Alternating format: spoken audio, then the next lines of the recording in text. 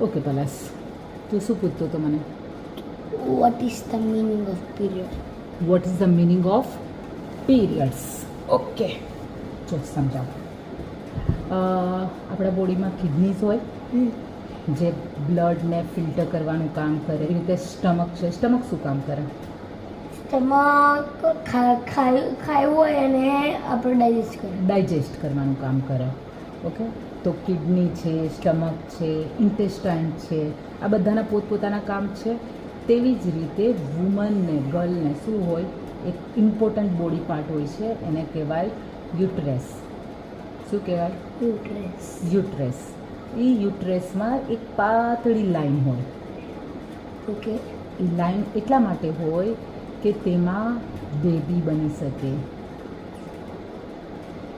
એના અંદરથી બને. એ લાઈનથી જ બેબી બનાય. ઓકે, તો એ લાઈન જે છે ને તેનાથી બેબી બની શકાય. અને અગર ધેર ઇઝ નો બેબી, અગર બેબી બને જ નહીં ત્યાં આગળ, તો પછી યુટ્રેસ તે લાઈનને રાખશે નહીં. તે લાઈનને એવરી મંથ કાઢી નાખશે, આઉટ ઓફ ધ બોડી કરી નાખશે. એટલે એવરી મંથ એ લાઈન નીકળી જાય. અન્ડરસ્ટુડ? એને કહેવાય પીરિયડ્સ. ઓકે, હવે તને કોઈ ક્વેશ્ચન થાય છે? હા, બોલ. યુટ્રેસ જે હોય એ કેવું દેખાય? દેખાય કેવું? દેખાય એ તો હું તને વિડીયોઝમાં બતાવું હમણાં.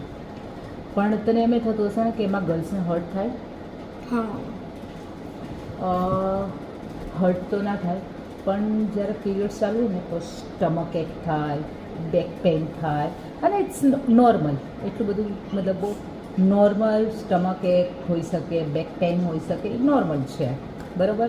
હેલ્ધી ફૂડ ખાઈએ, રેસ્ટ કરીએ કે વોર્મથ મળે, હેલ્ધી ફૂડ ખાઈએ તો પણ એ પેઇન નોર્મલ થઈ જાય. ઘણા લોકોને પેઇન ના થાય, ઘણા લોકોને થાય પણ ખરું. હવે તને એમ થતું હશે બોયઝને હોય પીરિયડ્સ? હોય? બોયઝમાં યુટ્રેસ ના હોય, પણ બોયઝમાં બીજા ઇમ્પોર્ટન્ટ પાર્ટ્સ છે જે બેબી બનાવવામાં કામ કરે. હા, પણ તું જેમ જેમ મોટો થાય સેમ હું તને એ વસ્તુ સમજાવીશ. બરાબર? પણ એનામાં બોયઝમાં યુટ્રેસ ના હોય, ઓનલી ગર્લ્સમાં હોય. યુટ્રેસ તો બધી જ લેડીઝમાં હોય, બધી જ ગર્લ્સમાં હોય. પણ જ્યારે તે ગ્રો અપ થાય ને પછીથી એને પીરિયડ સ્ટાર્ટ થાય. મતલબ કે આ લાઇનિંગ બનવાનું ચાલુ થાય અને there is no baby, uterus let go that lining out of the body. Understood? Okay, and that is called. જે લાઈન એની બહાર આવી જાય. તું એવું પૂછે છે કે લાઇનિંગ કેવી રીતે બોડીની બહાર આવે? તો there is one tiny opening between woman's leg that is called vagina. જેમ કે બોયઝને પ્રાઇવેટ પાર્ટ્સ હોય છે પોતાના, તેવી રીતે ગર્લ્સને વજાઇના એનો પ્રાઇવેટ પાર્ટ છે. વજાઇના શું હોય? વજાઇના એક નાનો સો હોલ છે જેનાથી આ જે લાઇનિંગ છે તે બહાર આવે.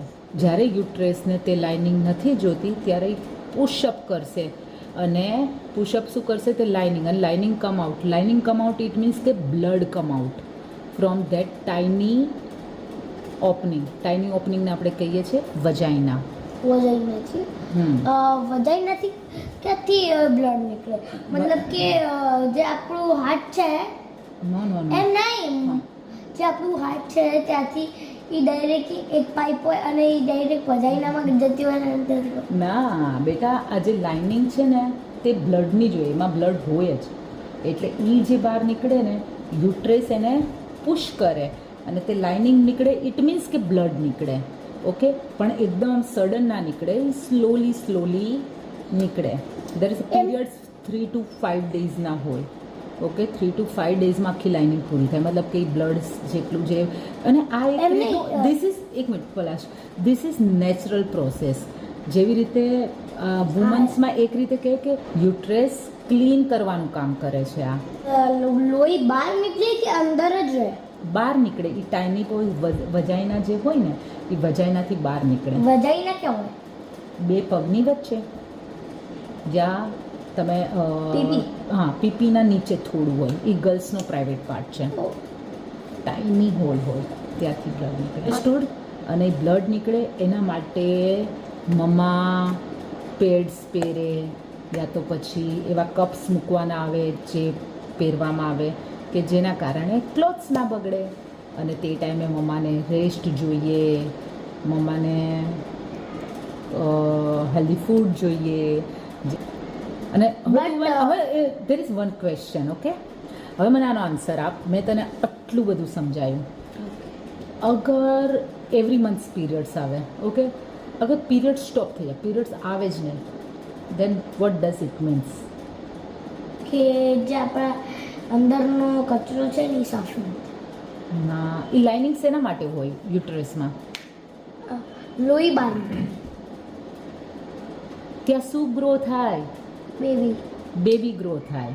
અગર બેબી ગ્રો ના થાય કે ત્યાં બેબી ના હોય તો જ પીરિયડ્સ આવે ને. અગર ત્યાં બેબી આવી જાય તો પીરિયડ ત્યારે શું થઈ જશે? સ્ટોપ થઈ જશે. And this is natural process. I know this. My father told me. મેં પણ પહેલાં એક ક્વેશ્ચન પૂછ્યો તો એમણે કીધું કે it is a natural process. It is a natural process. Now, may I rest for some time, Palash? You understand? Radhe Radhe to all. Radhe Radhe and happy friendship day to all. Okay, today is the friendship day. Happy friendship day to all. See ya. Happy friendship day to all. समझ पड़ी? Okay.